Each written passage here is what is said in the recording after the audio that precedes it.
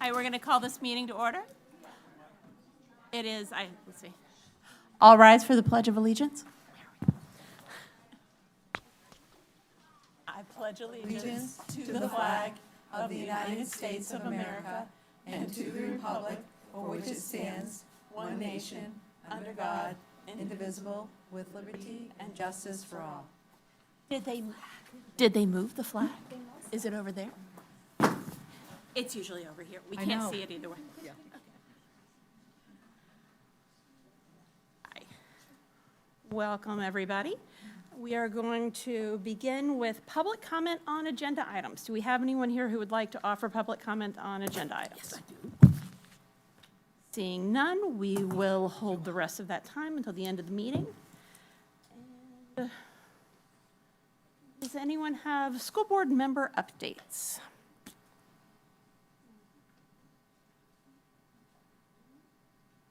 You got anything, Jenny? No? Okay. Quiet. I will say legislatively, there is a lot going on in the state of New Hampshire right now. We do get a lot of updates from the New Hampshire School Boards Association. I know everybody, I think, on the board and Dr. Costa are keeping a close eye on that, and we encourage everyone to keep an eye on that for yourself. Do we have anything big for me from PTA or the rec department? Let's ask Mr. Robitaille to come on down.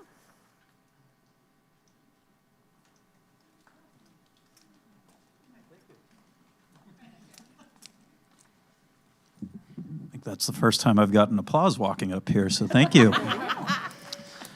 All right, hope everyone's doing well. Just going to go through a few items, things that have been going on at Center School and coming up.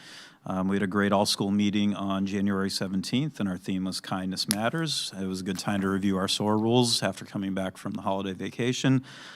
So that was a great time to get the whole student body together.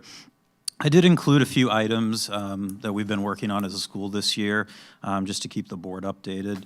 Obviously, the science of reading has been a big buzz topic.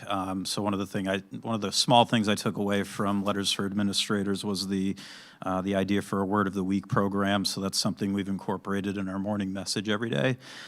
Students are presented with the word, part of speech, definition, some fun sentences that go along with it. Teachers are provided with some activity ideas that they can incorporate as well throughout the week. So it's fun when kids come up to me and say, "Oh, Mr. Robitaille, it's frigid outside," because that was the word that was introduced the week prior. So just another thing to promote literacy in the building.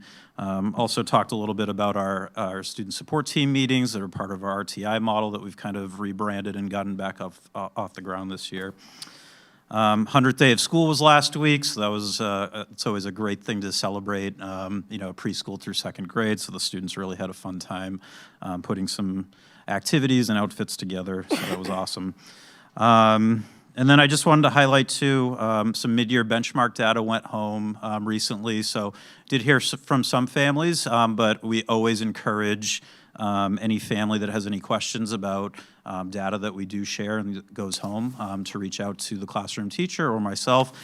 Be happy to have conversations to explain that a little more clearly if needed. And just coming up, we do have a lot of great literacy events coming up in March. We have One School, One Book we're going to kick off in March. We're going to have an author visit. We're going to have guest reader days, character days, so just a lot of exciting things around literacy coming up in March after the vacation. And I believe that is the synopsis of my report. If the board has any questions, I'd be happy to take them. I do. Oh, yes, go ahead. What is the climate right now of Center School, and is there anything that we need to help it on? I'd like to say, from the time I've got here, we've worked a lot on trust between administration and staff. I think it's something, I think staff were, ready for a different perspective, and that's just something I'm working on every day. I'm trying to provide transparent communication with people and just trying to be upfront where I am as a school leader and really get to know, the constituents of the building. And I think we've done a good job trying to hear where the staff want to go. I don't think there's anything I need in particular assistance on right now, but I do appreciate all of the board's support this year getting me up and running. Well, I know right now it's a tough time because there's a lot of illness, a lot of subs. Yep. And it's a hairy time for teachers and for administrators. Yeah, I mean, we've kind of been banged up the last few weeks. I have to give kudos to my staff. There's been a lot of people pulled in a lot of different directions. A lot of people have stepped up to help those that have been out. We've had a lot of kids out too, so we are looking forward to February vacation, and hopefully everybody gets healthy. But yes, our absence list has been high, and we've had a lot of staff members out. We did have 2 paraprofessional resignations, within the last month. One was for career advancement, so we wish her the best, but we did interview 2 great candidates, and we're hoping to bring them on board, so I'm hoping to be fully staffed when we get back after vacation. Thank you. You're welcome. I think we're all set. Thank you. Thanks, Mary. All right, Mr. Sadler, come on down. All right. Did you bring a sharing section? Yeah, I know. No, I didn't bring a cheering section. I like that, though. That was good. I like that from Mark. All right. Hi, everyone. Just a few things going on. A few big things going on. The Penny Drive, our community drive, we always do this time of year, is taking place. So it's a spare change drive. We remind the kids that all the time. So it's great walking around the classrooms and seeing the students really get involved with it, and remembering that, every little bit helps and counts. So we'll hopefully have a total at the March board meeting, and then we'll have our charitable organization kind of earmarked, and we'll have all that ready to go. We're participating in Warm Spirit Days on Fridays in February and March. Our 5th grade classes picked those out for us, and they did a phenomenal job at our school-wide morning meeting last month, kind of coming up and demonstrating and modeling that. I'm going to skip over Global Play Day because my team's going to talk about that in a minute. But other coming up in March will be our variety show, tentatively one of the last weeks in March. I know there's some communication about exact dates, so we'll keep you in the loop of that. It's either the 3rd or 4th week of March, but just a great opportunity for students to come up and showcase their skills and talents. It's when we say variety show, it's a variety of wonderful acts. So if you've never seen it, try to come, and if you can't come, check it out online or on TV. And then finally, actually, one of the teachers here to present today, Mrs. Lazaruk and Mr. Schrack, and then Mrs. Carlson, are going to be reopening up their outdoor nature/gardening club, doing it a little bit differently this year, but I encourage parents to really, when we send out the flyers on Friday, make sure you're checking your email, because a lot of times that's when the signups for these kind of opportunities come, and we don't want anyone to miss out. So just take a look at it, and it's a really wonderful opportunity. We're hoping to put some school gardens in at Marston School. We've got a lot of beautiful outdoor space and some that we really don't use with kids, so how can we get kids on there, and how can we teach them a little more about nature and the environment? So I'm really excited for some of the projects that are going to come out of the work the students are going to do. I'll take questions, and then I'll invite my team up. Yes, I'll ask you the same thing. How's it going at Marston School? How are all the illnesses? Yeah, I think, that is what's impacting the climate. I think people right now are pretty happy. We work pretty hard to make sure people want to come to work, and I think it pays off for us in the long run. We also keep pretty open communication about what's going on in the school and how we can support one another. But yeah, when you're having 50 to 65 kids out a day, that's, to some extent you think, oh, there's less kids in the classroom, but you can't really advance the curriculum. It's hard to go on to the next lesson in math when you have 5 kids sitting in front of you knowing you're going to have to reteach it to 15 when they get back. And then guest teachers, I just encourage anyone in the community that has a little time on their hands to reach out to Miss Kathy Tuck at the SAU, get a guest teacher application. Even if you only have 1 or 2 days available or a couple of half days available, it always helps out in the schools. But yeah, guest teacher coverage. But again, like Mr. Robitaille said, our staff's been phenomenal in really jumping up and getting involved and helping out whenever they can, and we truly appreciate everyone, and we try to let them know that and lean on different groups at different times so we don't strain any one part of our system. But that's probably the biggest impact right now for sure. But it's getting close to February break, and they're building our air out a little bit, and kids will take their germs, and it'll be nice. That would be good. Yes. So I'm going to invite up Mrs. Hannah Lazaruk and Mrs. Jessica Pennington and our students. They're going to talk a little about Global Play Day. So just to give you a background on what we're doing here, some of our teachers have been participating in the community read of Anxious Generation. And one of the sections talked a lot about unstructured play, how we don't have as much time where kids just go play. They fight boredom, they come up with problem solving, they learn how to socialize. So Global Play Day was actually an initiative that Mrs. Mrs. Pennington brought forth last year that she read about, and I'll let them talk a little more about it. But Marston decided to go all in this year and participate on Wednesday, February 5th. So they're going to share some of their experience with that and a little more information. So thank you.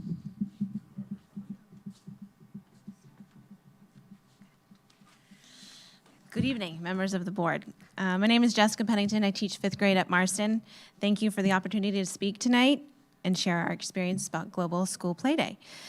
Global School Play Day began in 2015 by a group of educators who were inspired by their observations of the diminishing opportunities for unstructured play in schools and the increasing focus on standardized testing and academic pressures. They believed that play was a crucial part of a child's social and emotional and cognitive development, and they wanted to create a movement that would bring attention to the value of play in learning and foster a global conversation about the role of play in education. The inaugural Global School Play Day took place on February 4th, 2015, and involved over 65,000 students, from around the world. And over the years, the event has gained momentum with an increasing number of schools and educators participating each year. The movement was gained support from educators and parents and organizations globally, and it continues to grow as more schools recognize the importance of balancing academic rigor with the benefits of play in a child's overall development. Today, it is celebrated in more than 81 countries and over 2.1 million students participating. There are many research-backed benefits to unstructured play and the dedication to this day. Some include enhancing creativity, problem-solving, and social skills, improves mental health and reduces stress, encourages collaboration and teamwork, supports academic success by fostering curiosity and engagement. It encompasses social and emotional learning goals and reinforces positive school culture, and it strengthens the relationship between peers and students and teachers. We have been celebrating Global School Play Day at Marston for about 3 years now, and over the years of implementing this day at Marston, it has grown in teacher participation and the length of time that teachers have dedicated their day to. Hi, everyone. I'm Hannah Lazarek. I'm a 3rd grade teacher at Marston. And so as Mr. Sadler was saying, and as you know, SAU90 teamed up with the Lane Library to do this book club this year. And so we read The Anxious Generation, and it focuses on how the introduction of smartphones to children's lives has really created more anxiety and depression among children and adolescents. And the author gives us 4 action steps that we can take, big things that can create a big impact. And they are no smartphones before high school, no social media before the age of 16, phone-free schools, and the one that we're focusing on today, far more unstructured, unsupervised play and childhood independence. So during these book club discussions, parents, educators, and community members discussed ways we can work on these 4 recommendations, and I started talking about how our school has been doing Global School Play Day.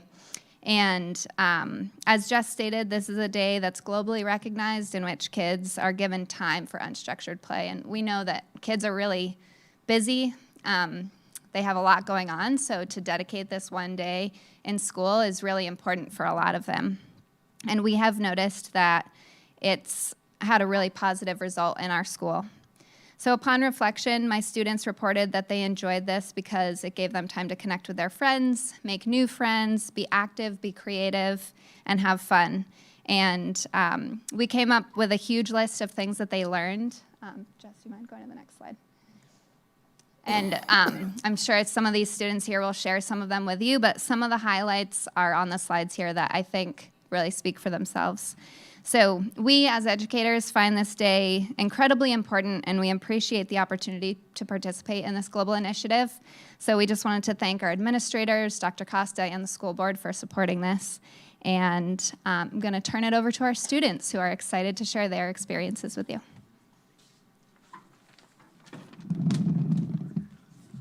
Hi, I'm Parker Falzone, and I have something to say about Global School Play Day. Global Play Day was a day that I learned a lot about my friends. It helped me understand more about my classmates and learn their likes and dislikes. To adults, it does not make sense to have a day of school for just playing when we have recess and we can play after school, but this is a chance to play in the school building and even learn about our teachers. A good relationship with our classmates and teachers will make our school days better, and I think that Global Play Day should go to all the Hampton schools. It was so fun. Thank you for giving me your time.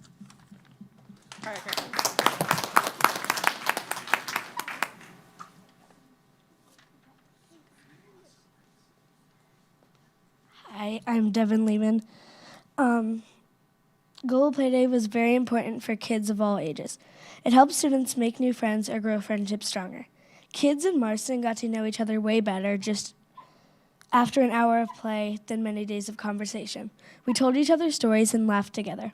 All my fellow students and I had an amazing day of play and laughter. Even though students aren't being educated in math or writing and other school subjects, they are being educated in play and conversation, which will boost kids' social skills. You might be thinking that kids can play after school, but a lot of the time, all the members of the class are not around to play that day. But when you play at school, everyone is there unless someone's absent that day. Ever since Global Play Day, I've known my classmates way better. Thank you. Good job, Devin. Hi, I'm Grace McLeod. Global Play Day is an important day for kids. It teaches kids the importance of play and helps kids make different friends. Global Play Day helps kids make new friends because with a day of play, you can know some of your classmates better than a year of conversation.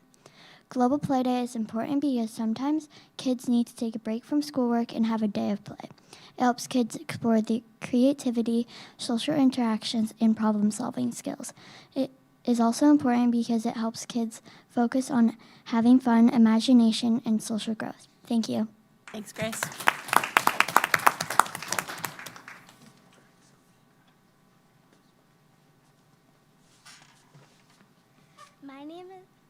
My name is Sophie, and I'm in Miss Lazaruk's third grade class. I think unstructured play was really fun because we didn't have to do our normal things such as reading, writing, math, and science. My favorite part was getting to turn over tables and make forts and use classroom materials in ways we don't normally use them in. I think it's important because kids should get a day to burn energy without having just recess. It's also important to play with other kids that you don't usually play with.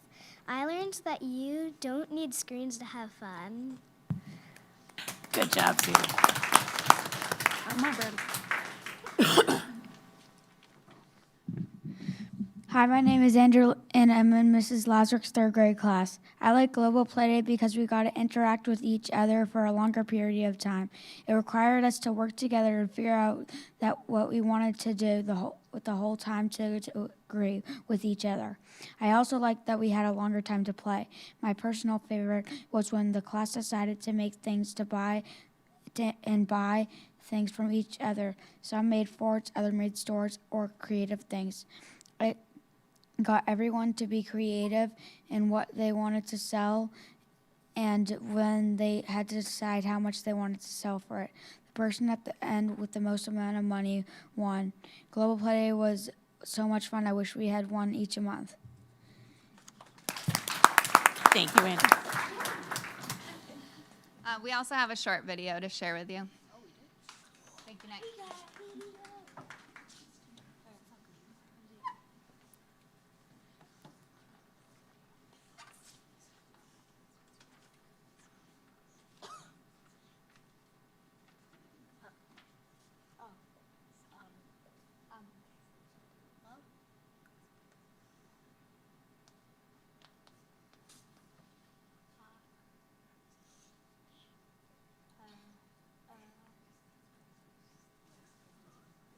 I don't know.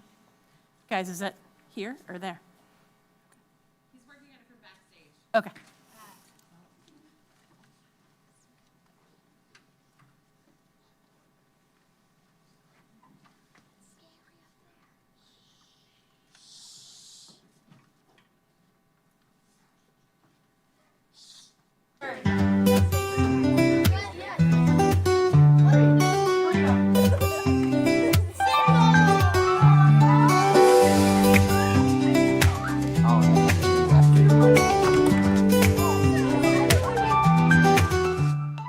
Global Play Day is important because kids, they work 6 hours a day and you just always need a break one day.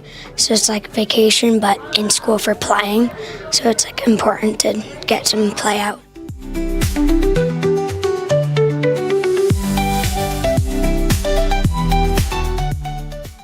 think it's good for kids to have a break and to have time to interact with each other and like play games with each other, have fun for a day.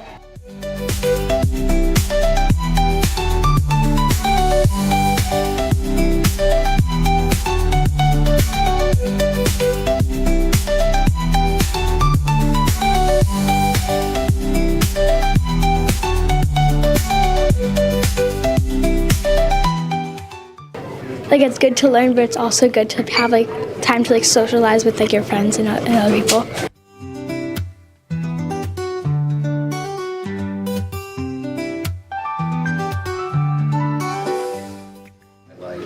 Well, it's just like a fun opportunity to like just play all day without like any schoolwork. And you still have lunch and recess, but like everything else is different because all you do is play. Awesome.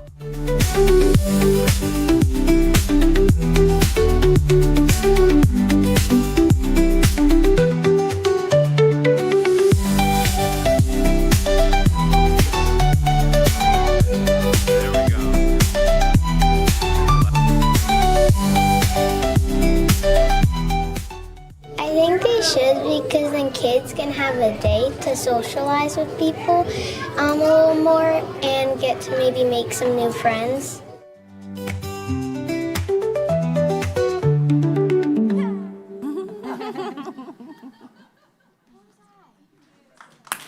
That was great. So thank you. Again, I just thank you to the board. These opportunities are amazing because we get to come out and showcase the really great things happening inside of our schools that our teachers are doing with the students. So we just appreciate it. And then a big thank you to all of our students and staff who came out this evening to join us for the school board. If you have any questions for anyone, otherwise we'll let them enjoy their evening. Anybody have any questions before they go? Thank you again. Awesome. Thanks, guys.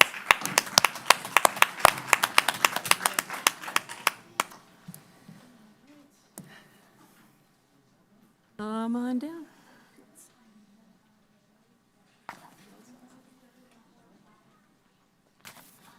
All right, tough act to follow there, but I'll do my best. Good evening, everyone. How are we doing today? We have exciting things going on over at Hampton Academy. Our 8th graders are getting older, and they are going to start their transitioning into the high school. So we've been partnering with them to get them acclimated as best they can so the transition is smooth as possible. Course selection is open for the students. That will open up on the 13th. Notification has been sent home, so check your emails on that. On the Thursday the 13th, the World Language Department will be doing a presentation for our 8th graders, describing the course offerings that they'll be running over there and just giving a general sense of what kind of courses they can take when they're over at the high school. On the 18th, Tuesday the 18th, the Winnicott High School Jazz Band will be coming over along with the high school counselors to talk a little bit about, see the performance, see what the jazz band does, but also to meet the counselors that they will be having to help ease that transition. On March 5th, they will have the Step Up Day. Well, the 8th grade will walk over to Winnicott High School, take a tour of the high school, and learn everything like that. We want to congratulate our December students of the month: Joey Newman, Whitney Allen, Ethan Hardy, Ryan Romanowski, Ty Homanix, Coletta Roy, Mia Marcoux, and Chase Hamilton. Well done there. On March 3rd, we are going to be doing our Read Across America in collaboration with Miss Mary Saunders over at the library. So we're going to have tons of fun events there. Drop everything and read during lunch, some interactive challenges in the library, bookmark making. On March 10th, we will be having a parent meeting for Quebec at 6:30 p.m. Also, keep an eye out for the Hampton Academy Players Performance of the Yearbook this March. And we are excited to launch our lacrosse program for both the boys and the girls. We had a great meeting with our stipend committee, and we were able to shuffle some unused funds around to explore an opportunity that's growing really well in the area and give some students the opportunity to represent their school. Ski club wrapped up. Big thank you to Jackie Kennedy and Ellen Morrissey for that. It was definitely fun. We are in the process of hiring a track coach, so if anybody knows any track coaches, we are looking. Tell them to run over. And that's all we got there. I will open it up to questions. I would ask the same question. How's the climate at the academy? We're doing well. We've been collaborating with our Sunshine Committee, Sally Sunshine. They've been doing great things for everyone. During our early release day, we had a bring a potluck Super Bowl style luncheon, and then we have a faculty breakfast coming in right before the vacation. So, you know, we're ready for. The sicknesses have been around. It's been a weird year this year, but I think are going in strong. So we're excited for everything. The ski club was great. It was able to break it up and see a lot of good opportunities going on.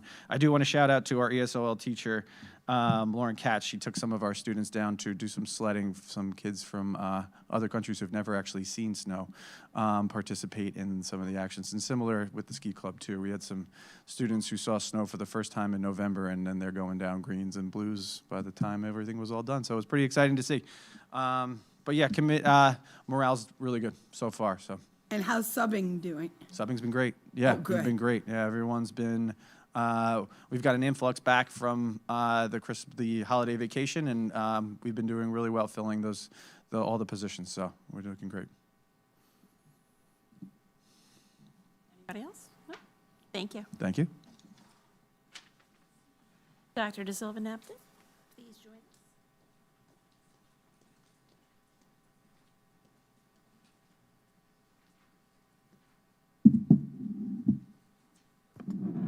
Good evening. I just wanted to highlight another project that some of our kids have done.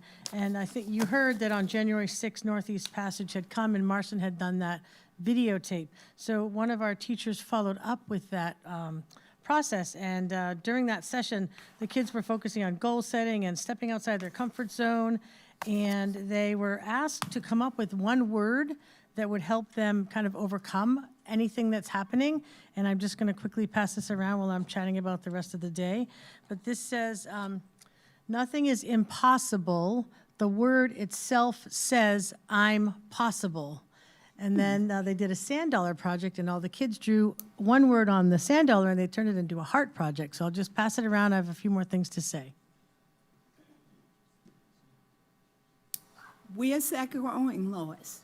Are you going to hang it somewhere? Well, we are going to hang it somewhere, but we haven't really decided where yet. Okay. So we'll find a very special place for it because it really culminates the whole project and in the school and all the kids and all the pictures. And yeah, that's cool. It's really cool.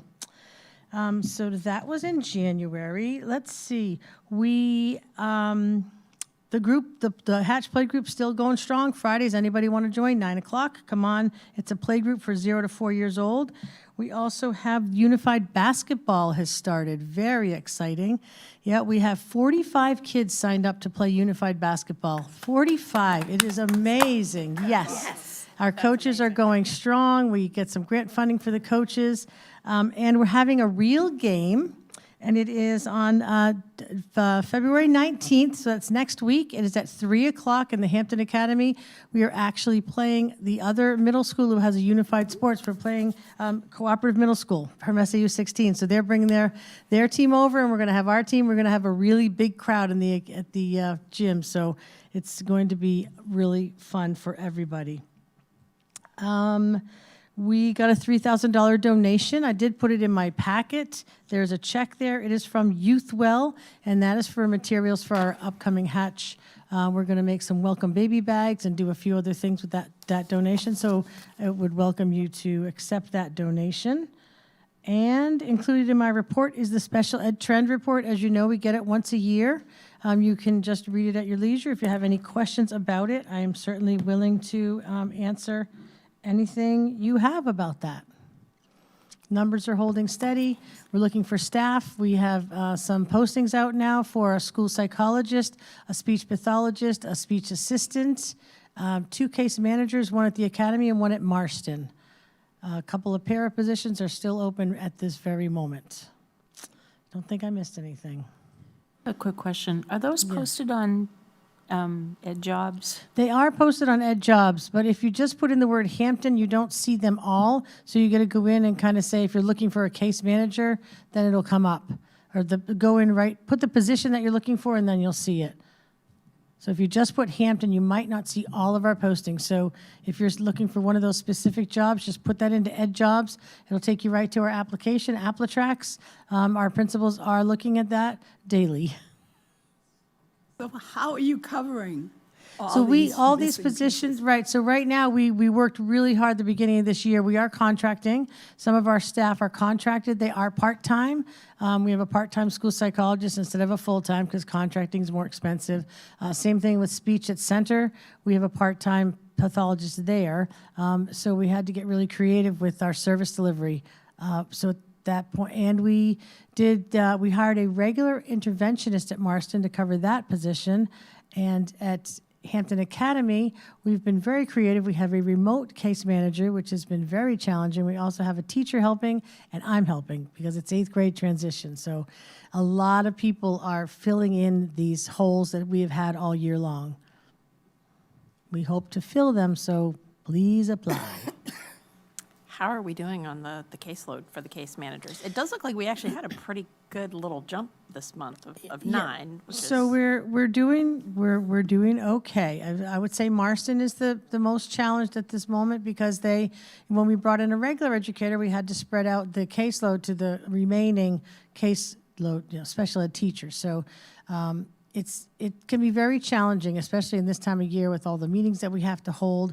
And I would just hope everybody would give us some grace and know that those case managers really are, they're having a lot of meetings and there's a lot of paperwork that goes along with all the meetings.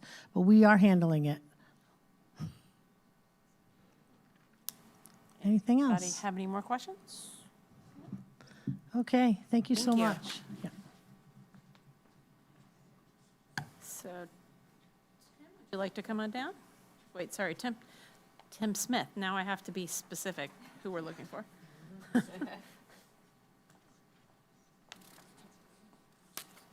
I know, they didn't listen to my request not to hire any I other know, Tims. right? I Yeah. don't know why, but. So in tech, we're just plugging along, supporting where we can. We've been working with some of the departments to identify aging tech and make recommendations for replacing it. I also feel like I should probably update you a bit on the Power School stuff. Basically, what we have found out through working with Power School is that we were unfortunately impacted by the breach. The message did go out to families as well as staff, letting them know what information was impacted. I do want to be clear that our goal with everything that we retain in our systems is to be the least amount of information required to have. So that's just a policy that we follow across the board.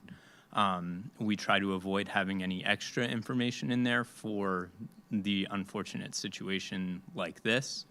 And then beyond that, we have also reached out to Alma, our current SIS, to get a more detailed breakdown of what their security protocols are protecting us against those things. And they have gone above and beyond with laying out exactly what they have in place. I can't obviously share most of that because there's strict reasoning for it, but it is a lot more comforting knowing exactly what they have in place to help protect the information that we have on file.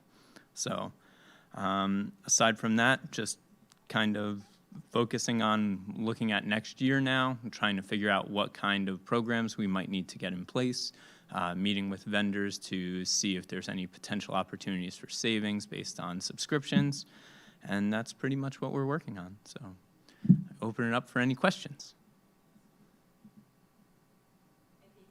Okay, thank you. Mr. Harrington.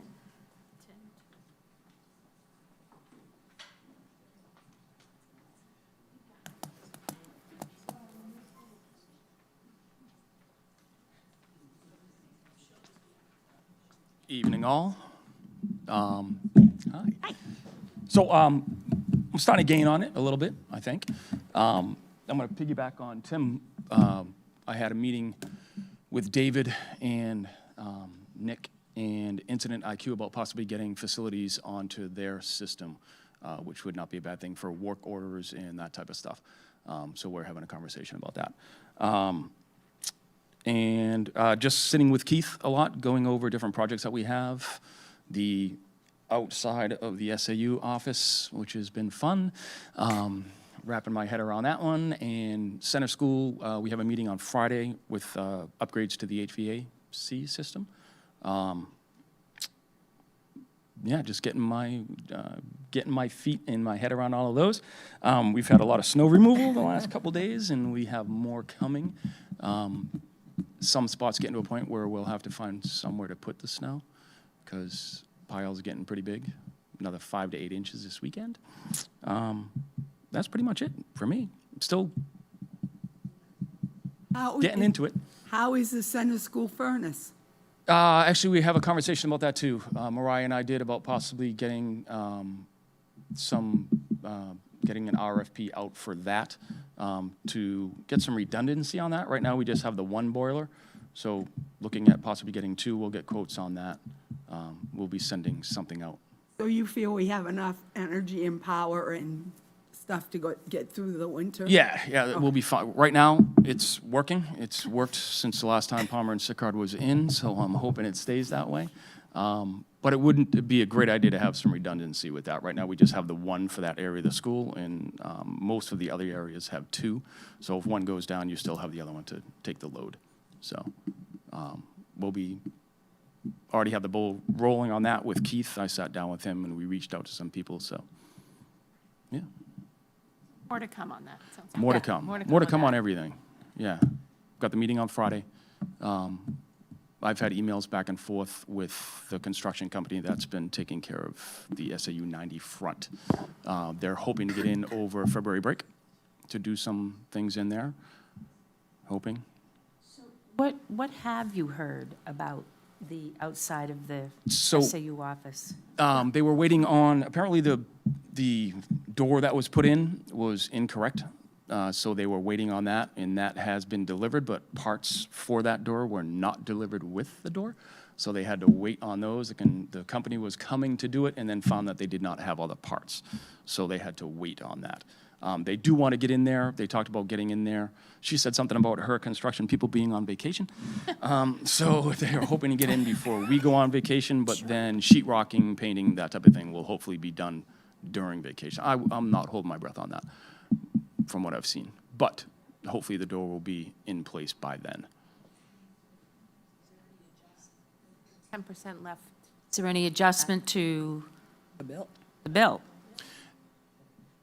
They did give us a credit. They did. They did give us a credit. We're working on that. I'm not paying anything until we have it complete. Yeah, the door that was in there, they put in temporary because it was going to take so long to get the door. And then the door came in, and like you said, the parts are missing. And it's been an interesting Everything. project. Yeah. Nothing Yeah. has been easy. Yep, correct. We may need to do a complete review of the finances from start to finish on this to make sure that we, Oh, yes, we have been looking at that. We have the person that we hired to help do the bid and set up the project. He came in 2 weeks ago with you and Keith? 2 weeks, probably, 2 weeks yeah. ago, and we've been Yeah. looking at all that, yes. Yeah. And I've been in contact with him also. thanks. Any information they send me, I send to him. So, It's Sure. a company I probably will not be using again. Oh, unfortunately. any other questions? Good? I think we're good. All right. Thank you. Thank you. Mrs. Bork?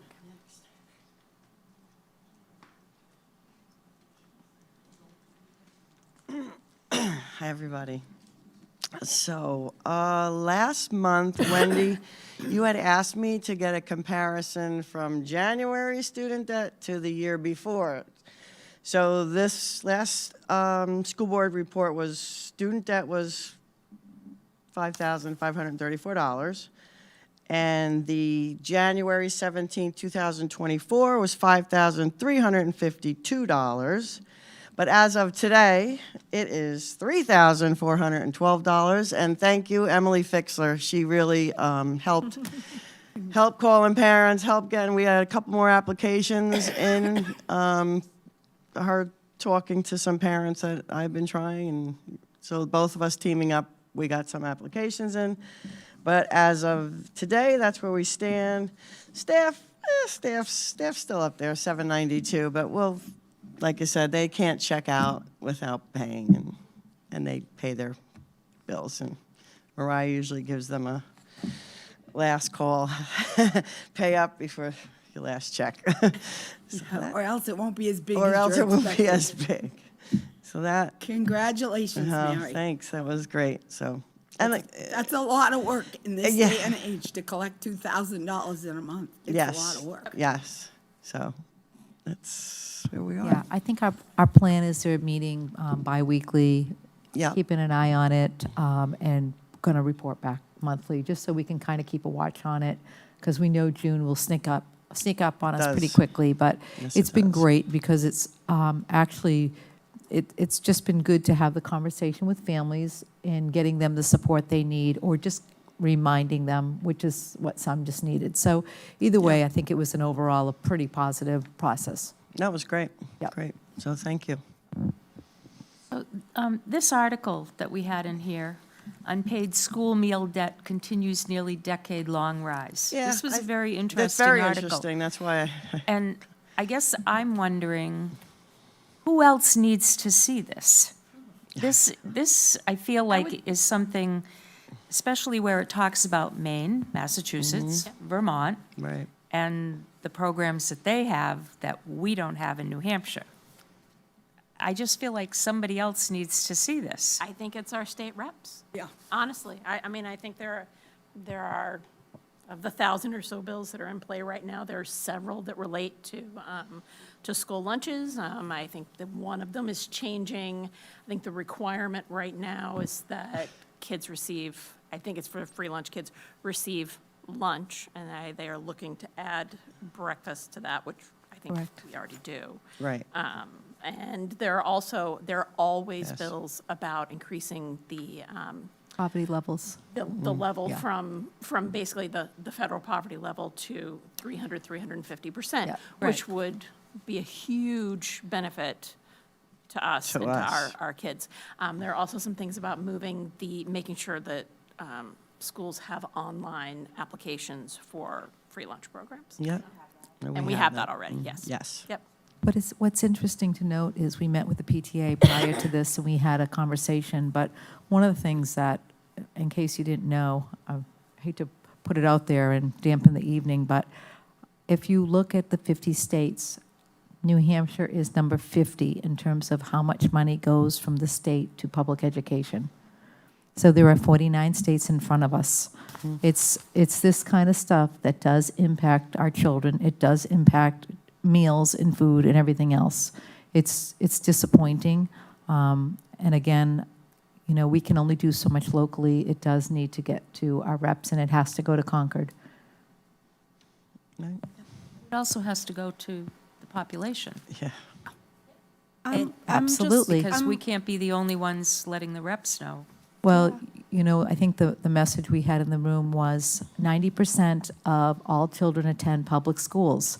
If just a fraction of those people made a little bit of noise, it would amount to a lot. And so we were kind of having that conversation and saying, don't underestimate your voices. And what we saw is that people are now starting to address one of the bills that has to do with cutting things like music and art from education. And what did they say, 26,000 people weighed in on this one? 24,000 people, something like 99.4% of everyone who weighed in on the bill was against it. And So- Molly Just had on the something to say. local level, have we ever posted a link to the application on our SAU social media? Not on our media, but Not it's our on, social but it is media. on our website. It is on Mary's, on her Can we email. post Right. the link on our social media, like, and promote people going on and filling it out, just as another way I to make can sure It doesn't people hurt know how ask to do our it? I tech think we department. could. I'm kind of looking at that direction. Yeah. Can we? Can we, Amber? Yeah. Okay. Okay, fair enough. All right. But if we can, we will. Yep. All right. But it is on our website. It is on your email, Emily's emails. We do try to get it out there. We send out, in my newsletter, I send it out all the time. But again, it doesn't always reach the people it needs to. Do we advertise for Gather? Because Gather's with their food bus in the Hampton parking lot, municipal parking lot, behind, next to St. Vincent's Soup Kitchen, from 11 to noon on Thursdays. I believe Emily Fixler has that on her page. All the places locally that you can get This food. is a great thing because it's a bus with fresh vegetables, fresh fruit. It's a very good program. Breads, pastries. And you everything. literally walk up to the bus, you walk in, you get your bag, and you walk out. They say hello, give you a bag, you do your No, shopping, and then they you don't leave. want to know your Nope. name. They want maybe a hi and a smile and a goodbye. It's And if you can't do that, right behind Demoulas in Portsmouth is the Gather store, which is the Oh. same operation. You go in the door, they say, hi, how are you today? They give you a bag or a basket, and you go shopping, no question. no questions asked. No. So that's something. But I'll put it on my page too. It doesn't Yeah. hurt. It's on Emily's page, but I'll put it on my It's page. a great way for people to get food. like, Yes. Yes. So, Thank you, Mary. thank you. Thank Thank you. you. Dr. Costa? Okay, just a few things, just not to be redundant, but we obviously are continuing to review policies. We do have a meeting next Monday at 12 noon. We'll be specifically looking at Title IX, given some of the changes that are coming down the pike with that one. So we'll have some of those ready for you for next month. Obviously, we know that the winter has been challenging already. We're getting, in fact, more snow in the last, 8 weeks than we got in the last 2 years. So you can see it's pretty challenging, as Tim has talked a little bit about, in terms of where we put it all. Very interesting, last Monday, just a little story in the sense that the plan was to come in at regular time, but unfortunately, one of the plows had a problem with clearing, and therefore, they wound up asking us to call a late, a delayed opening. And we always are going to work with our partners in the town and the DPW to ensure that they can clear the lot. So we wound up doing that Monday. We are concerned about potentially this Thursday. It looks like we're getting, again, snow and more rain, but time will tell in terms of how that all shakes out. We are, to your point in the conversations we just had, hosting those roundtables with SAU91. We did one on January 21st. This is an important time to be weighing in on where you stand with some of these bills that are before us. There are about 1,000 new pieces of legislation. There are about 250 that the New Hampshire School Boards Association is tracking.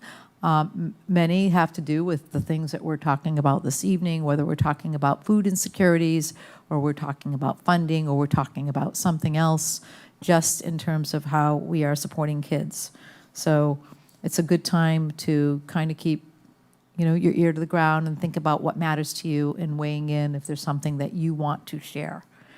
Mariah and I obviously attended the PTA. Tomorrow night we will attend the beach precinct to just make sure we're answering questions and having conversations about our budget, about our warrant articles. We had a really great conversation earlier this evening. The PTA was actually, I thought, fairly well attended, and people had some great questions for us that we were able to talk about. So we did that. Just to let you know that the U.S. Department of Labor Statistics has asked us to participate in a collection of information, and so it's really about adding to their bank around the demands of a job. So worked with our principals and department heads, including Dr. Lois De Silva-Napton, just to ensure that we are adhering to all of those requirements. And then, of course, as you heard from our annual play day on this past week, we had really a great session with the Lane Library and the Anxious Generation, and finished that up on Tuesday, February 4th. And at the end, there were about 30-something people there.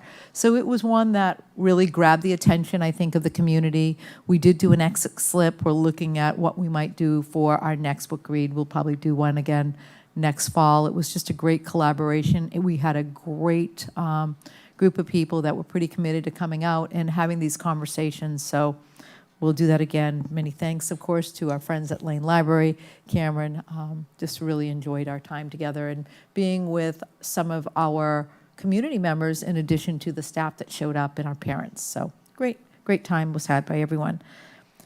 You know that this time of year, your question is a great one, Ginny, where we're looking at the culture and climate. We know that I've been watching the numbers in terms of the attendance, and when the children get sick, we often get the staff who then get sick, and it creates this domino effect.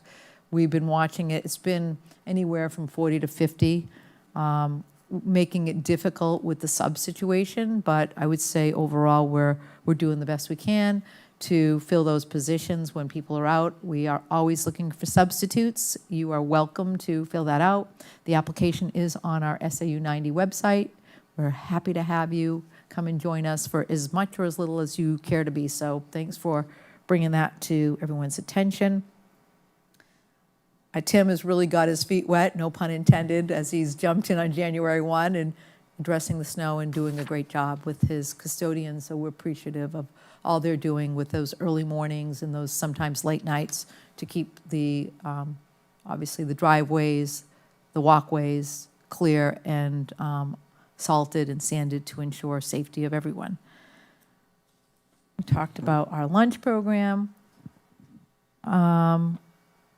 The SROs are working on ALICE training. This is the time of year that we do have to ensure that all our staff is updated with ALICE training. We are looking at least 75% trained on that. That's something that we continue to do under the direction of our SROs. Dr. Neil Campbell and Mr. Robitaille will be going to this 2-day training over February vacation. So not too exciting of a February week, but I'm grateful that they're going to take the time to do that training. And then kind of looking at the curricula practice, you can see that we've done some mid-year reviews with our leadership team. We had a 5th grade spelling bee, which was very exciting. We had January 31st, where Center and Marsden School got together and was able to be a part of that and to talk about math programming and to think about piloting for next year. Mark Robitaille and Elizabeth Henderson are helping with that charge. They've got a great team that's working alongside of them to help pilot those programs that will include some visits to those schools that are actually implementing these programs. They have an extensive criteria for selection that I put there for your review. And then, of course, we are sending quite a few teachers to the Granite State K-8 Literacy Summit on March 31st, which is part of New Hampshire ASCD. And focus is specifically around literacy and strategy and the author of Letters, which is a research-based, science-based program that Mark alluded to in his conversation earlier this evening in his report. So we're looking forward to those folks going. We have about a team from each of the schools. So, and then talked a little bit about that. And then the other thing is that next week we'll have somebody come from the Department of Ed to continue to help us address our multi-tiered systems of support. And I think that's enough. We do have some donations to approve, so we'll do that. We'll start with Mr. Mark Robitaille, a gift of $36.60 from Box Tops.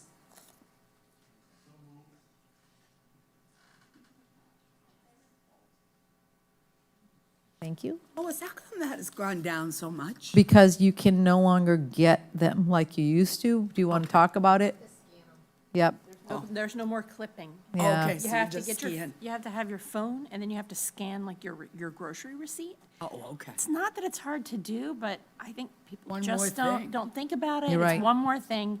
And I've always thought it feels weirdly intrusive, to be Yeah. perfectly honest, to Yeah, 'cause send this the- company a picture of my grocery bill. Yeah. But we do appreciate The the money efforts they do made. give us. Yep, we're Yeah. appreciative of that. Mr. Sadler has $21.90 for Box Tops for education. Second. Molly seconded, good. All in favor? And then Dr. Lois DeSilva-Napton, we have $3,000 for the Hatch initiative that's coming from Youthwell, New Hampshire, which will be for our littles and those newcomers that are born in Hampton. So it'll be a great little welcome gift. Not move that. I'll second that. All in favor? Any questions from my report? I had a couple of quick questions. Sure. So this U.S. Department of Labor Statistics. Yes. Have they come before? No, it's a new one on And me in why, my 5 why years. are they coming? Where Um, did this come from and why?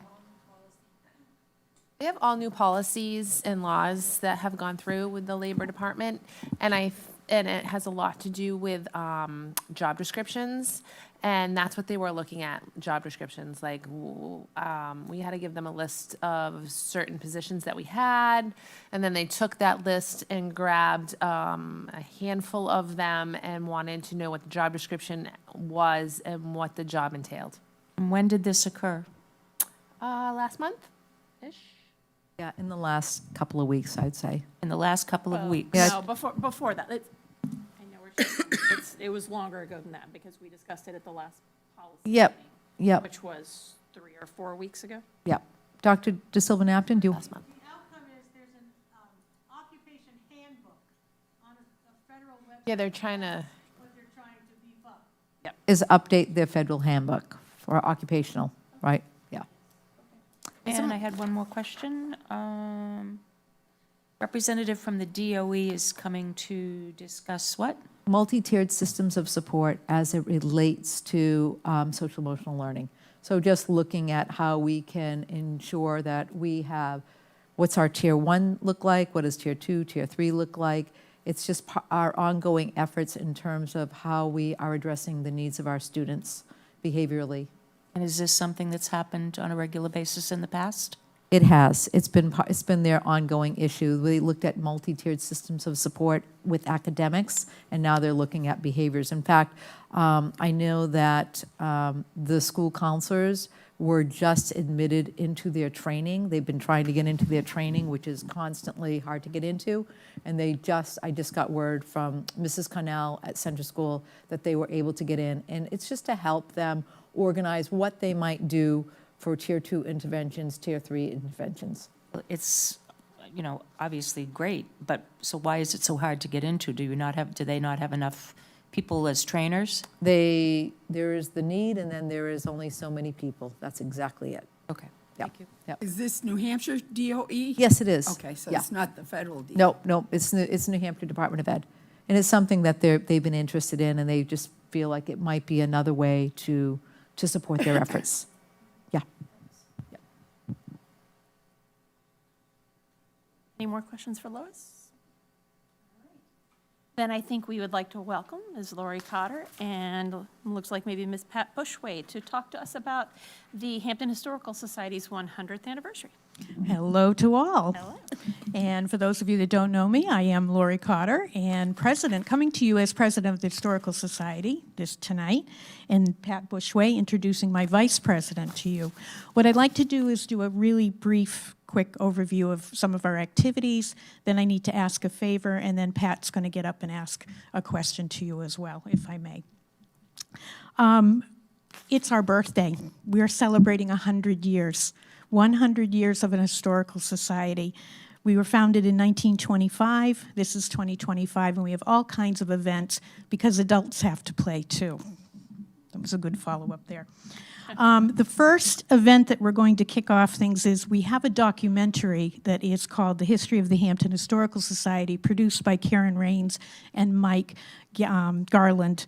They have done a phenomenal job. That will be shown at the Legion Hall on April 5th. And I do have a handout to give you so that you'll have all these dates, so you don't need to take notes. We have a trolley tour of Hampton sites that is coming in June. And your very own Jack Hafey is writing this tour, and he is conductor of the trolley tours as well. He's very excited about it. Of course, we have a vintage baseball game that will be played at Tuck Field in August. In September 20th, we have a speakeasy night, which will incorporate all of our buildings at Tuck Museum as well. The big event is in May. It is a Roaring Twenties jazz dance. We have a 20-piece jazz band coming, and we are using this facility. We have set this up before. We had talked to Keith. I met with Tim. We have this facility that we're going to be using. What the favor is to ask you, because we were told there is a fee to use this facility. Can we waive the fee, or could you waive it for us? I'm going to kind of set it up in a way of saying that we do a lot of field trips for all the schools here in Hampton. We have the first graders, we have the third graders, we have eighth graders come over, the ones that don't go on trips, and we also do the poetry night for the seventh and eighth graders. We do not get compensated for that. We haven't in a long time. I think the PTA used to fund some of the field trips or help us out with that. We are a nonprofit. We do everything on our own. We run through membership. So we're asking a big favor if we could have the facility. I make a motion to waive the fee for the Historical Society so they can have the Roaring Twenties dance. And everyone, please come. Costumes welcome. This will be a really fun night. I just had a question. Wait, hold on. I was just gonna second it. Oh, go ahead. That's all. I'm just seconding the motion. Go ahead. Are you talking about this room? This room? cafeteria. This cafeteria. Correct. Yeah. How much are we talking? We're not going to go over 100 people. No, I no. mean, So- how much is What the fee that we're getting? We don't know what the fee is. Oh, we were told $350 Okay. to rent the facility. Okay. That's, Have you spoken with Tim Harrington about it? Yes, sir. Yeah, we already are in meetings with him, and we have gone through it and gone through the whole scenario of what we're using. and this is open to the public? Yes, it is. Yes. Yeah, more advertising will come out. We wanted to make sure you people knew about this first before everything came out, and we are good to go. We've got the plans. It's going to be a fantastic night. It'll be really fun. Mr. Shepherd needs some time to get his outfit together. Yes, please. You need a hat, a snazzy suit, and some good shoes. Yeah, does anybody have any quick questions on any of the events or whatever? We'd love to have volunteers and help and, anything that you'd like to help out with. All in favor of waiving the fee? Thank you. I'll introduce Pat Bushway. Thanks, Laurie.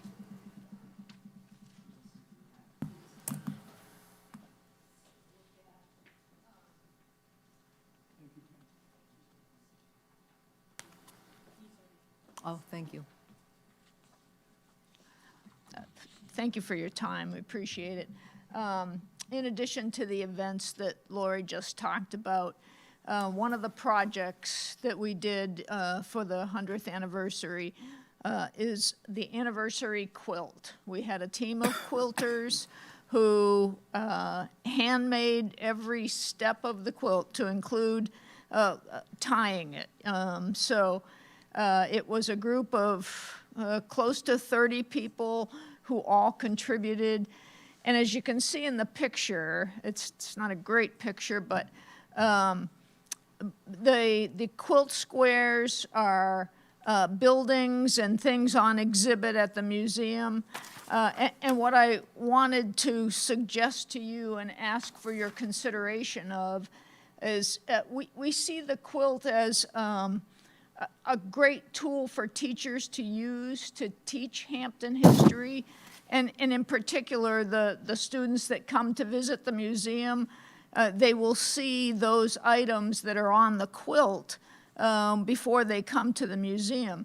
The quilt is going to be on display at various locations. It spent December and January at the Rec Center. It is currently at the library and will be till the end of March. If possible, we would like to suggest that we have the opportunity to get it into the schools in April. And we set it up. We've got a quilt rack. It's self-sufficient. We'll bring it to you. So just something that we would like you to consider, because I think it would be a great tool to teach Hampton history. Do you have a preference for where it would be? Like, would you want it at, Well, or would you rotate it? What would you do? Well, I think it might be best if we started at Marston, because that would probably coincide best with the school visits for their tours later on in the spring. So, you know, I think they can see things on the quilt that then they're going to be able to see at the museum. But it can then can come here, can go to the center school. But I personally think Marston would be the best place. I think to that start. makes a lot of sense with their field trip. Great. So Teachers could use it in their, you know, for their for the curriculum. classrooms. Yeah. Yeah. Sounds great. Okay. I Wonderful. don't think we don't have to. Thank you. Thanks, Thank Pat. you for your time. We appreciate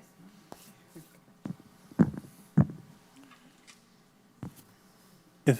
If I could, Of course. just wanted to thank both of you Yes. and everybody that works with you for all you do. Thank you.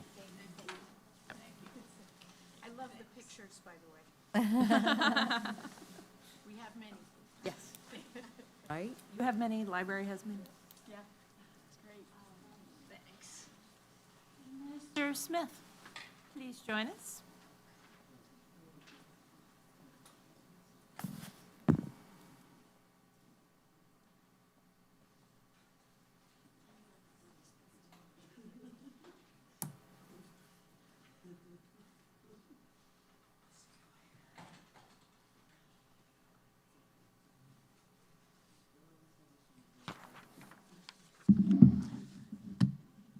Hello again.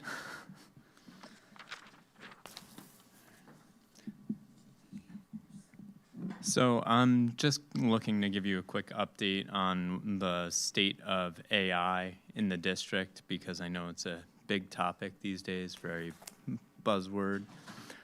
So basically, I'm just going to kind of go through possible benefits of implementing it, and then current state of what we're doing within the district. So just to start, what is generative AI? It's artificial intelligence that creates new content based on the data that has been trained on as a result of prompting or your inquiry into the system. It uses the knowledge that it has to generate a custom response for you. Some examples would be ChatGPT, DALL-E, which is the image generation package related to ChatGPT, and then music tools as well. Some other ones you would hear about would be Gemini or Notebook LM. So potential benefits: enhanced creativity and learning.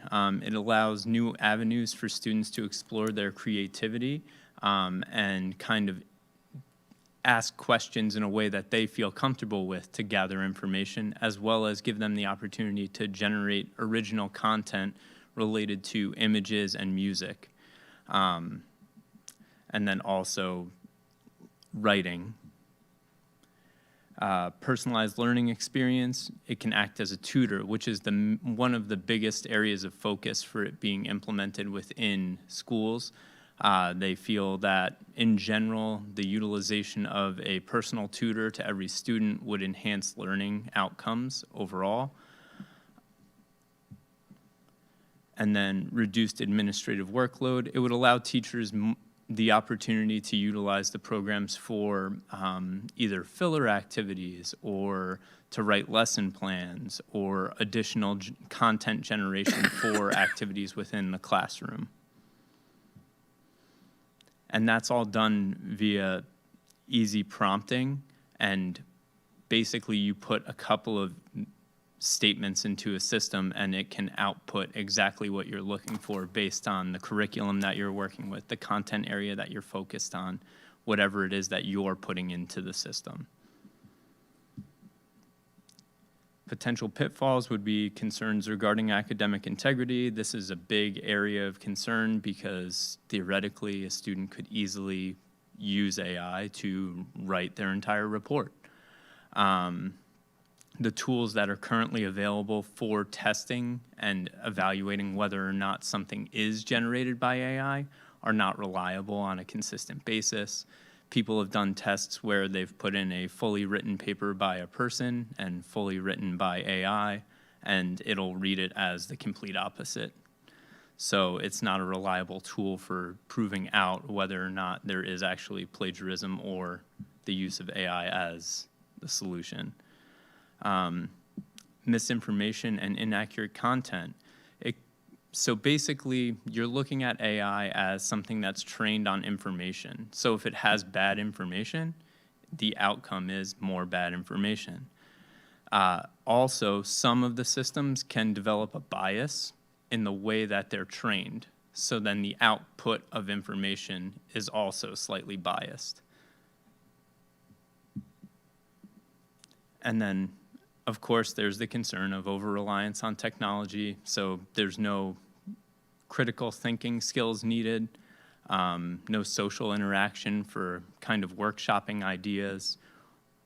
You're basically just relying on the program to do it all for you, or you're interacting exclusively with the program for feedback on your initial drafts of anything that you've written or worked on. The current state in our district, the only AI tools that students have access to would be those that are built into programs that we utilize. We don't actively seek them out for the students to use. Some classes have started using the Conmigo aspect of Khan Academy, which is provided to us by the state. But there aren't too many people who are using it, and it's a very controlled program the way that that is actually used. And staff have been trained on some AI tools. It's very informal training, which we would be happy to have a session with the board to go over just what we've worked on. So the tools that they've been trained on a little bit would be Magic School AI, Gemini, which is included in our Google, and Conmigo, which, as I mentioned before, is within the Khan Academy.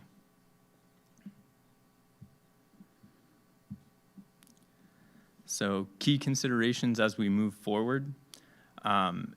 If we were to implement AI within the district, clearly we have to have a when and how set up.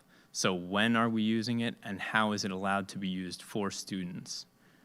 As well as clear expectations as to how it is used, and also to make sure that the students are still using it as a tool rather than the one source for doing all of their work. As with everything these days, data privacy plays a key role into it because AI is trained on the information that it's accessing. So a lot of programs are geared towards 13 and older, 18 and older, and it's because they're taking that information and then using it to train their AI and also reselling the data as needed.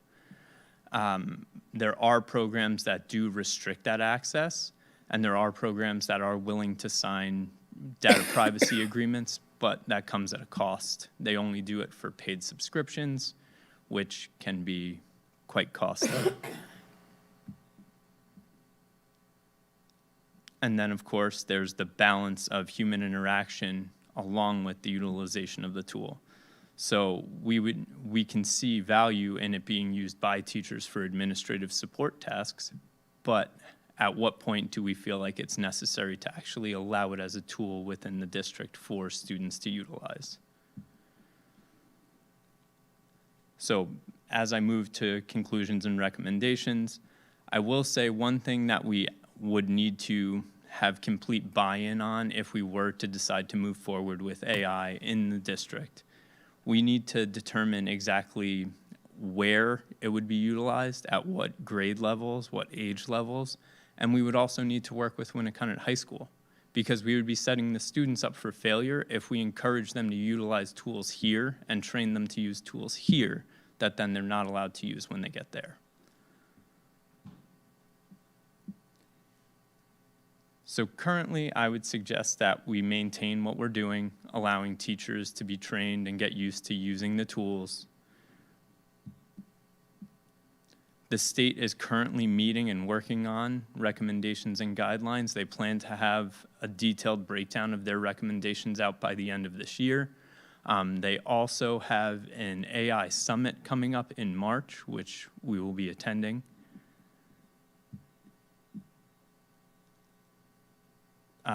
Related laws and guidelines, we're staying up to date on those as much as we can. Currently, the recommendation is if you were to implement a policy, they suggested that we look at Bedford School District or Pinkerton Academy. We have spoken to people at Bedford schools, and they don't currently have a policy. They have rolled it into their academic honesty area of their student handbook. So it outlines the use of AI there rather than it being its own standalone policy, because it can get kind of tricky when you get into implementing a policy for what is effectively a subscription program, because then we would have to be looking at that for all of the subscription programs that we are in fact using within the district.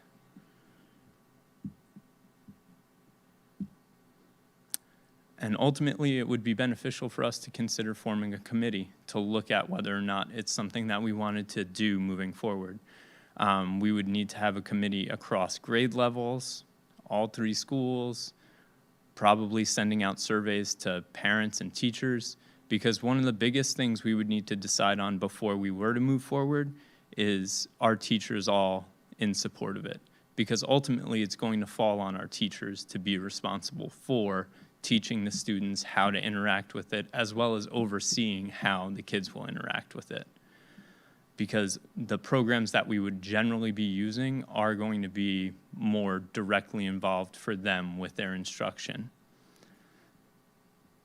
And we're talking really more the older students, correct? Just to Yes. Yeah, so let's just be clear on that one. Yeah. So everything that we've found out so far, there are some programs that are approved for K through 12, but for the most part, most of the studies that you find, kids between kindergarten and 2nd grade don't really understand the concept of what AI is, and trying to explain that on top of the fact that they're just trying to learn everything about the world and school and how to be present in school.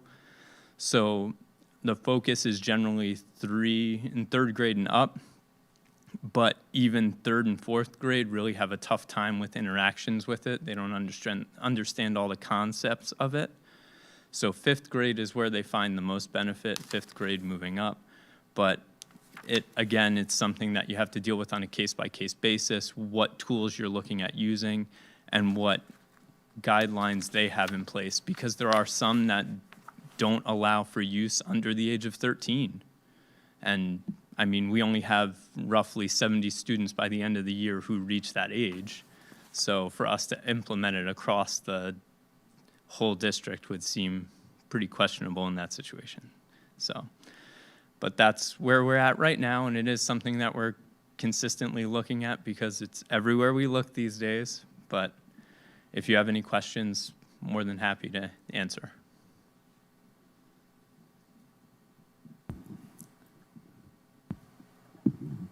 Yeah, I thought it was important to bring it to our attention because there is a lot of conversation about this, and I know that we were invited, Tim and I, to this summit by the state, and we're going to be there in attendance just to hear what they have to say.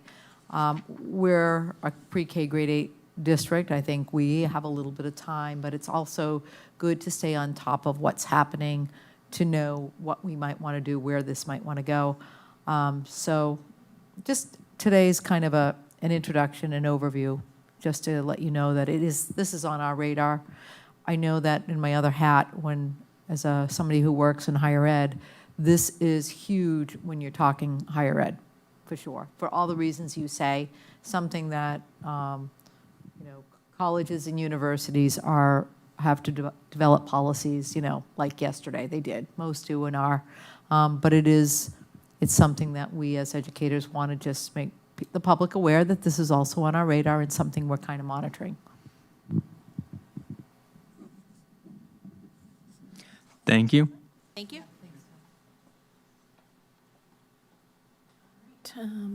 We have the calendar on our calendar again. Yep. So we So- made any changes or You progress know with what? it? We did. We made a few minor changes, and I'm noticing that one isn't there. So you can take a look that on page 47, we are close to finalizing this calendar. There is one change that I want to make, and that is April 1st. It should be April 3rd because the decision was that we would do the Friday before Easter. So I think next year on the 2026, it might be the 5th. So I just want to check that Easter day for us because we said we want to align it to be a long weekend. But otherwise, we tried to align with Winnicott that has to align with the Seacoast School of Technology, and they have it finally, they were able to finalize it. So it gives you a sense of where we would be, what the vacations would be, what the releases would be, et cetera, et cetera. So just a draft for you to look at. I just want to double check when Easter is, but otherwise. And I did share it with the union too. We had an opportunity to take a look at it as well. I think we're close. Funny, we used to approve this in like October, November. March school board meeting, so we do need to look at pushing back the meeting because as always, our meeting day falls on town election day. And I wondered honestly if there was, do we need to vote on this every year, right? Can this just be something that we move that if the, excuse me, if town meeting is the second Tuesday in March every single year, it's an RSA, then why not just put it on the school board calendar that our March meeting will always be the third Tuesday in March? Unless there's a contested, and then it's 10 days after the election. Right, which, I mean, honestly, we would have to deal with that on a Right. year-by-year basis Right. anyway, Right. so, But we you won't know that until. Right, so we could push that out if we needed to. So I don't know that we necessarily need to vote on that for anything, but I don't know, it just seemed to be common sense. Do we need to vote to move the meeting? That's what I can't remember. I don't think I'm not sure we need to vote, Okay. but we should at least announce it like now. Yeah, so we will be I don't know yes. that date. What is the date? It's March 18th. 18th. So town meeting is on March 11th, Okay. and we will be moving our meeting to March the 18th. 18th. Yes. Dr. Costa has something on practice and protocols for visitors at the schools. Right, so I have a handout for you to take a look at. This was something that came up about a week or so ago, given some of the changes that are happening in our country, and just to be prepared, ESOL teachers reached out to me, and principals were concerned. We just wanted to have a clear protocol in terms of what we would do, and it was recommended that we at least bring this to your attention. I did share this with Chief Reno, just to let him know that this is where we were at, and he was fine with it. At this time, SROs cannot get involved until we get an MOU with the AG's office. So they are not to be involved with this. So this is something that it would involve the school principals, the secretaries, or the front office staff, as well as myself. I just wanted you to be aware of that. This is something we talked about at our leadership meeting and wanted you to just be aware of the protocol, which is supported by, you can see policy KI, JRA, and policy, it should say ACA, so, or AC. So it's just logistics for you. Did this come from the School Boards Association, or is it going to at some point? So we've reached out to them for, Okay. this actually came from the Association of School Administrators at the national level. Okay. And it also was supported by Drummond and Winsub. So because their advice was to seek out legal counsel, and so what I did was reached out to our attorney's office, and you know Mike Elwell is retiring. They didn't have a lot of guidance for me at the time, just because they're working through it.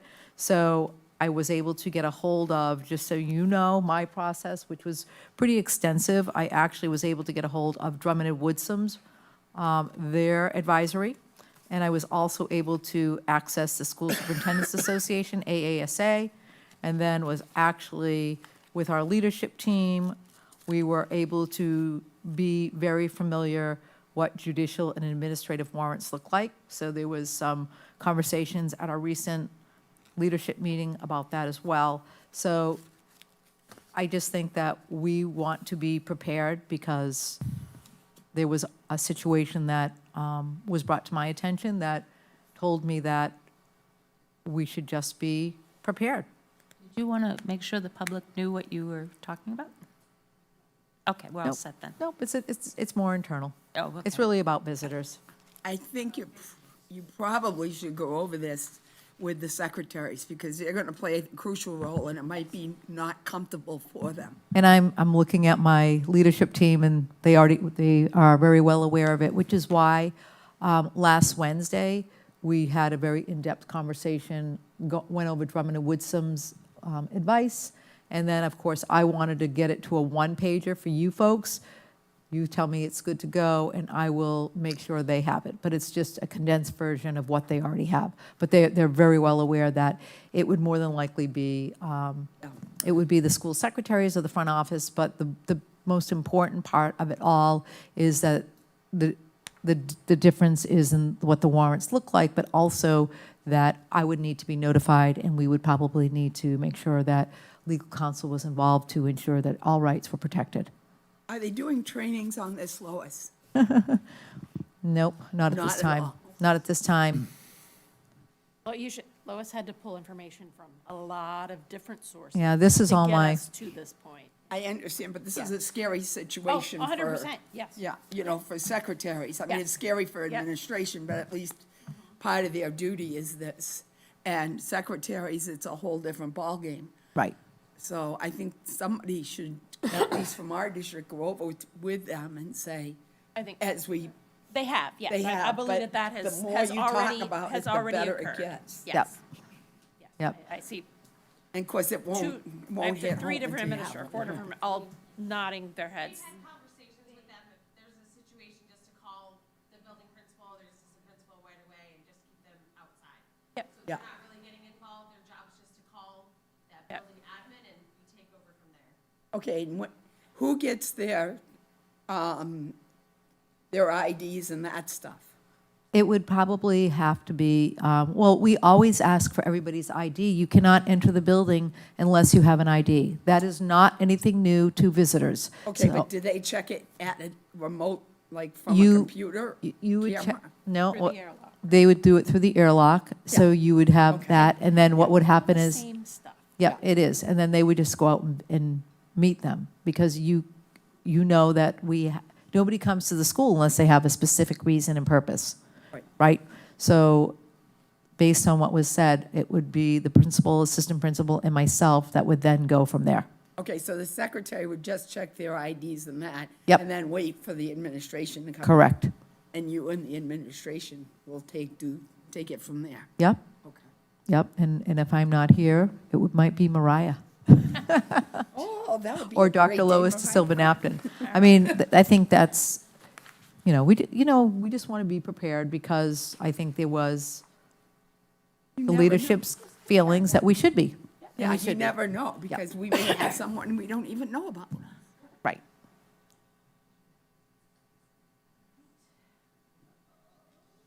Curtis. Thank you. Thank you. All right, so in my packet this month, I did add grant information. I picked IDA for this year and gave you the breakdown of what we were utilizing the grant for. I will do Title I and then Title II and so on.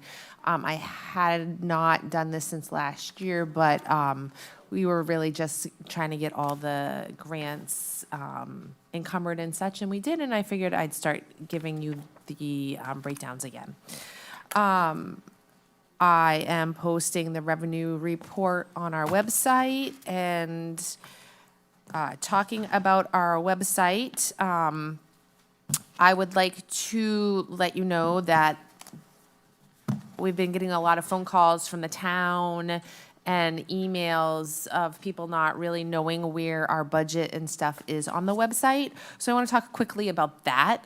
If you go to SAU90 and you go to operations and then business office and voting information, that's really where you'll find all my information that I put up there. So the MS-27s, MS-22s, the warrant article, our budget. You can find the budget presentation, you can find the budget flyer, you can find the budget estimate cost per thousand, the budget summary. It's all under that section on our website. And you'll also will find 2 or 3 years past. So we just got our audit back from 2023-24. That's posted on our website too, so you can look at that. But it's a lot of information on our website, and I think it's easy to find, but I think people are having a hard time finding it. You definitely need to go under operations, then business office, and then you'll find it. So you aren't planning to do any publicity on the warrant articles, 1 through 4?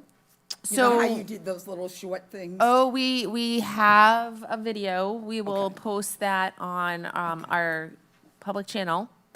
We were hoping to have it done for today to show you, but we didn't. Hopefully tomorrow we'll be able to present it at the precinct. That's the goal. We'll probably have it on Facebook, so you can click on it. We'll have it in spots. We just got it completed today, so.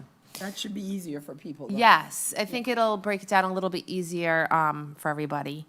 The annual report is done. I will have the technology department help me post that on our website tomorrow.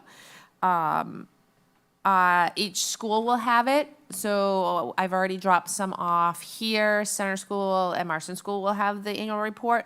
Tomorrow it will be dropped off at the library and the town hall.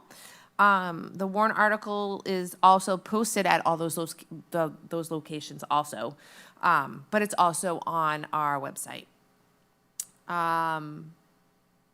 There's a lot of information on there. I think that if you can't find it, or if you need a little bit more information, feel free to contact me.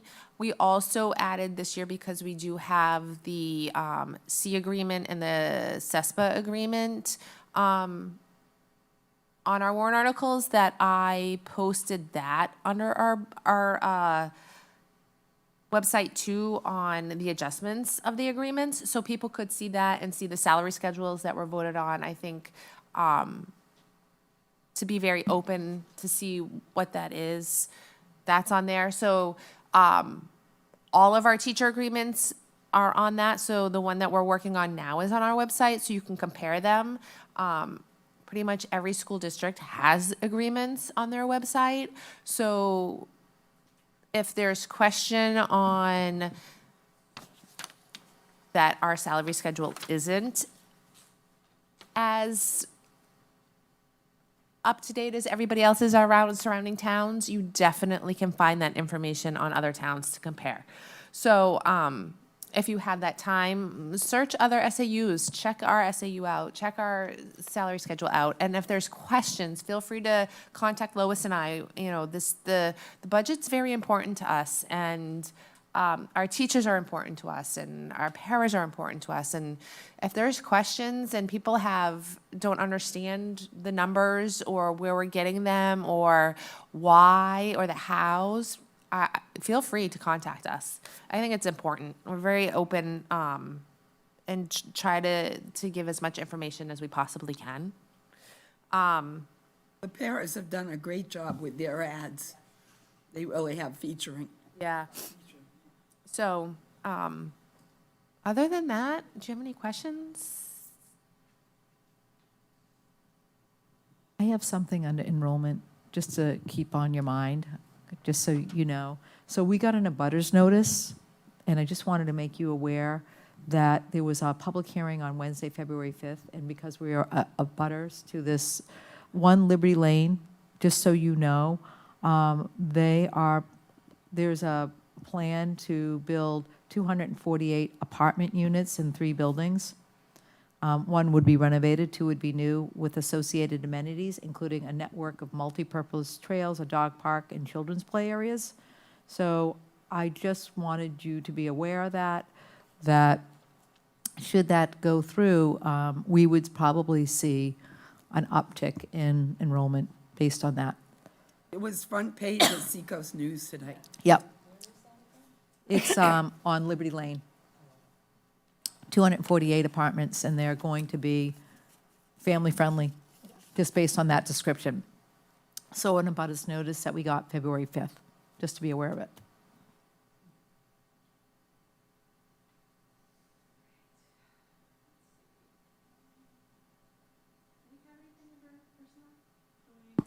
Have any I do. requirements or? I do, just to let you know that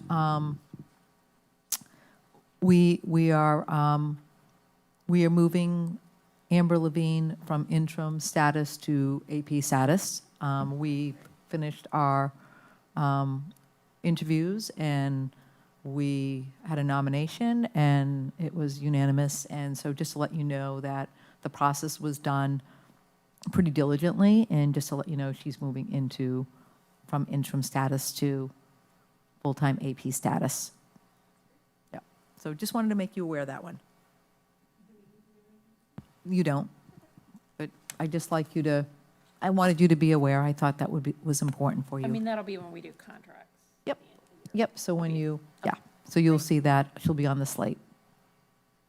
All right, policy review, we've got a stack of first reads. Have to do anything with those, but if you guys want to take a look at them and have any questions, let us know.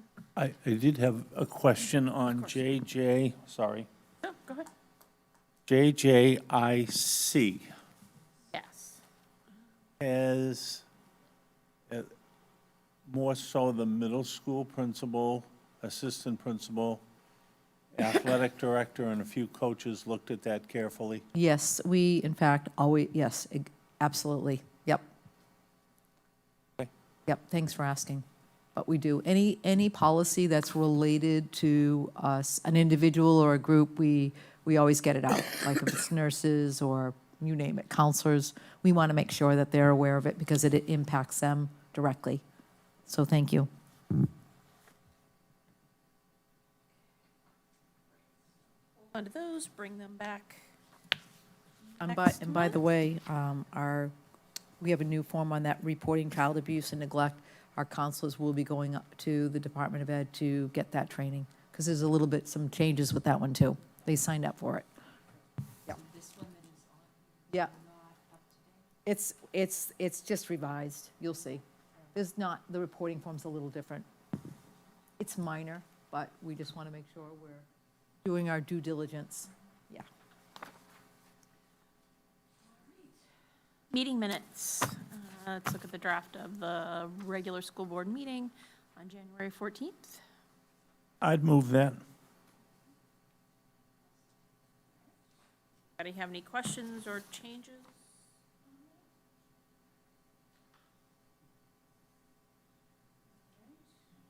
All those in favor? We had an abstention. Oh, I'm sorry, yes, sorry, one abstention, four yes, one abstention. And non-public minutes from January 4th. I'd move those. We need to.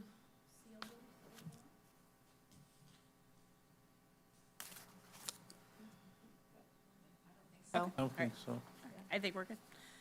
Okay. All in favor?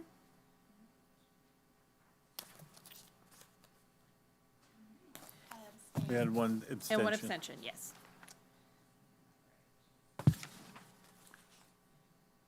We have anyone here for public comment on agenda items? Seeing none. I'd like to call a public session under RSA 91-A3-2A. Roll call vote required. Yes?